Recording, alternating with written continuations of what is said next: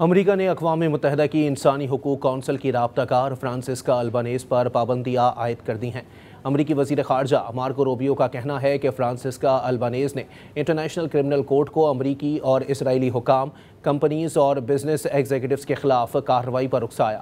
دوسری جانب پر فرانسسکا البنیز نے ٹرمپ انتظامیہ کی مالی پابندیاں مسترد کر دیں اور کہا کہ امریکہ دھمکیاں دینے کے لیے مافیا طرز کی ٹیکنیک استعمال کر رہا ہے۔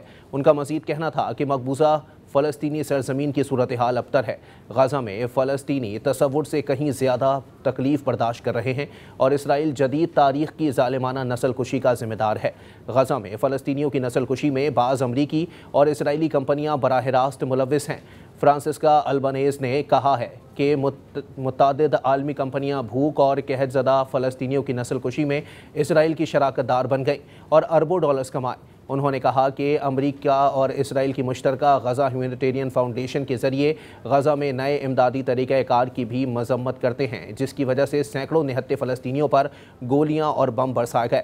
انہوں نے اسے موت کا جال قرار دیا جس میں ایک بھوکی اور کمزور آبادی کو پھنسا کر ان کا قتل کیا جا رہا ہے۔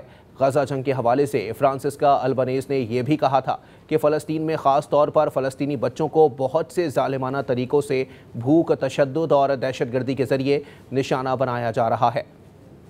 فلسطینی بچوں کو ہلاک یا معذور کیا جا رہا ہے، بچوں کے اسکولز، خوابوں اور بہتر مستقبل کی امید سے محروم کیا جا رہا ہے۔